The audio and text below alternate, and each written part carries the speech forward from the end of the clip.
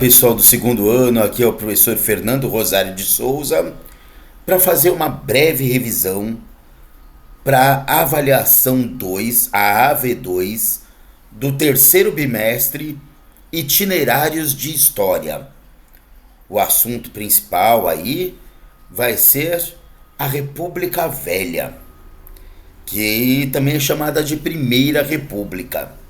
Então, a primeira fase da República Velha é chamada República Velha da Espada. E você deve saber o porquê disso. Você lembra que um dos fatores que contribuíram para a queda de Dom Pedro II, para a queda do Império, foi a Guerra do Paraguai, quando o Brasil intervinha em assuntos da região platina, né? Da região da Prata, mas aí juntou também que o Solano Lopes, o então governante do Paraguai, queria uma saída para o mar e fez essa tentativa de saída para o mar em três países ao mesmo tempo: Brasil, Argentina e Uruguai.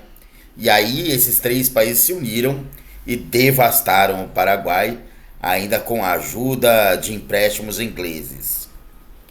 Quando os generais, marechais, né, no caso, voltaram da guerra, eles acreditavam que teriam recompensas e cargos.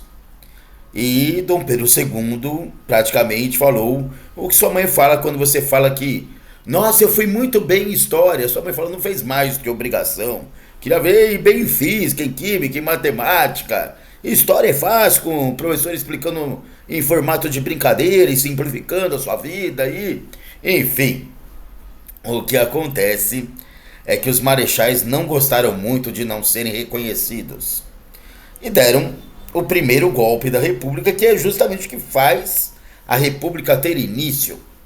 Proclamam a República e, como a espada era o símbolo dos militares, essa primeira fase é chamada de República da Espada.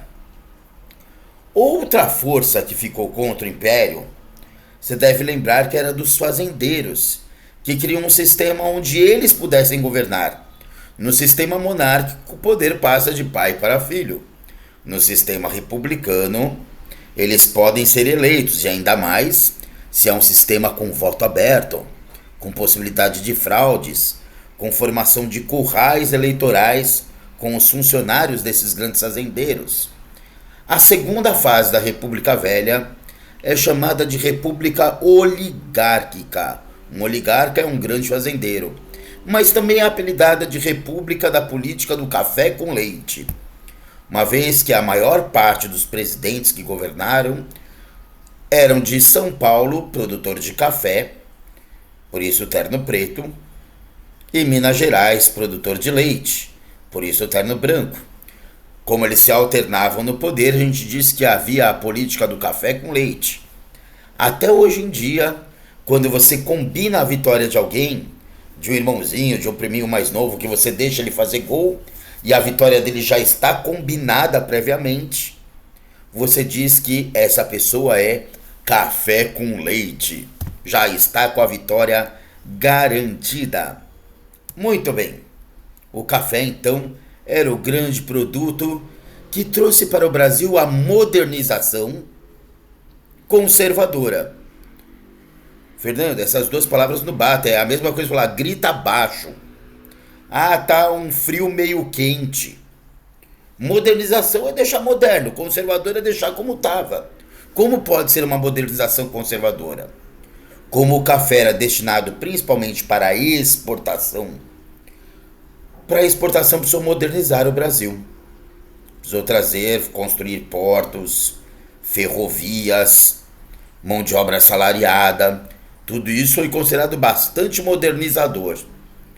Por outro lado, a situação da população continuou na pobreza, na lesma lerda. Então a gente diz que houve uma modernização pelo lado da tecnologia e ela foi conservadora porque não trouxe benefícios para a população mais pobre. Muito bem. Fernando, você falou que os políticos principais eram alternados de São Paulo e Minas Gerais. Mas como eles sabiam em quem que o povo iria votar? Porque o voto era aberto e isso facilitava muito a ocorrência de fraudes. As duas principais fraudes eram o voto de cabresto. Cabresto é esse instrumento que a gente põe em cavalos, burros, bois para guiar o olhar, para guiar a cabeça. Então, os grandes fazendeiros falavam: "Ó, você trabalha para mim, você vota em quem eu mandar." Era o voto de cabresto. Às vezes, inclusive, com capangas ao lado da urna, armados, falavam: "Meu, você pode votar em quem você quiser, só que se você não votar em quem eu tô pedindo, o negócio vai ficar feio para você." E às vezes também o clientelismo, que é tratar o eleitor como cliente, dar presentinhos em troca do voto, uma dentadura, um par de botas e coisas do tipo. Muito bem. Toda essa prática de fraude nos votos abertos só era possível porque os grandes fazendeiros, chamados de coronéis, não confunda. O marechal é militar, o coronel no Brasil da República Velha é o cara que tem um cargo de status. Às vezes ele até comprou o cargo de coronel da Guarda Nacional, aquela que foi criada lá pelo Padre Feijó, no período regencial do Império, e ele tem o título, é o coroné. Mas não é um coronel que seja do exército ou seja um militar. Ele é um coronel pelo poder local, tá? Como se fossem os caudilhos da América Latina, da América Espanhola. E aí, ao invés dele ter só gado, só boi, ele tem os eleitores à sua disposição. Por isso que é chamado de curral eleitoral. Muito bem. Toda a República Velha aí teve uma série de agitações populares, mas talvez nenhuma tão forte quanto o Arraial de Canudos, no sertão da Bahia, liderado por um cara chamado Antônio Conselheiro. Porque como ele era uma figura emblemática, ele tinha uma certa liderança religiosa, sem ser padre. Ele conseguia juntar pessoas na fazenda dele que tinham fugido das grandes fazendas para trabalhar em forma de cooperativa. Tudo era de todos. Então ele incomodava os padres, porque ele falava de Jesus e da Bíblia sem ser padre. Ele incomodava os grandes fazendeiros, porque no Arraial de Canudos tinha gente que trabalhava porque a condição de vida era melhor, já que participavam da produção. E ele desagradava o governo também, porque ele falava que no tempo da monarquia o Brasil era melhor. E é lógico que isso desagradava aos presidentes republicanos. O Arraial de Canudos foi devastado, foram várias expedições. Um cara chamado Euclides da Cunha, que era jornalista, escritor, relata isso no livro Os Sertões. E, no lugar, para que não houvesse lembrança, o governo mandou construir uma represa.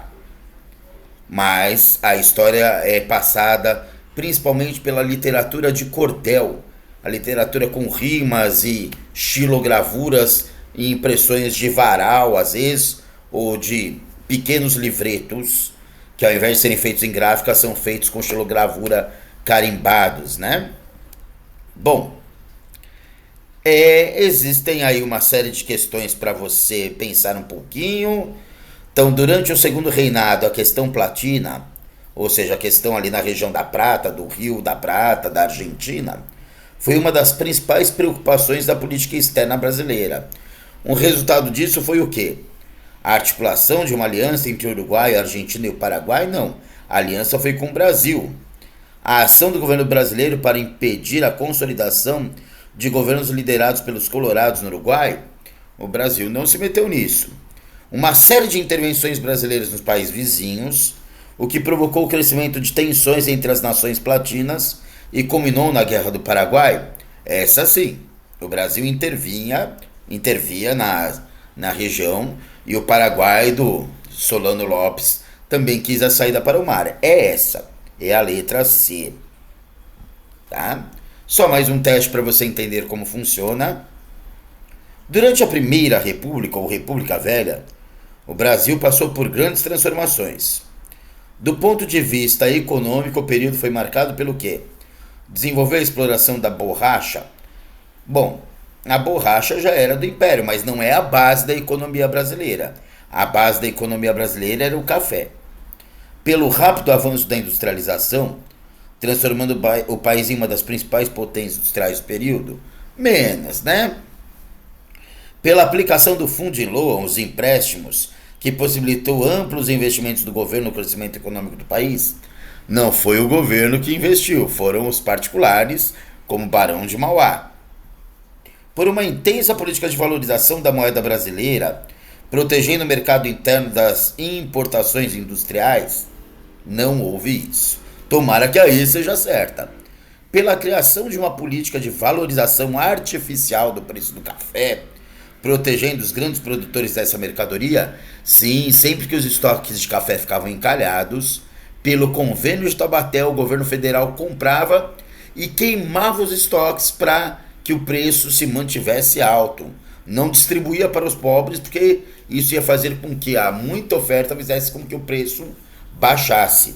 Para você lembrar que é no convênio de Taubaté que eles compram café e queimam os estoques, é só você lembrar que para queimar tanto café, tinha que ter tauba até o teto. Tauba até o teto. Gente, assista esse vídeo quantas vezes você precisar. Consulte o capítulo.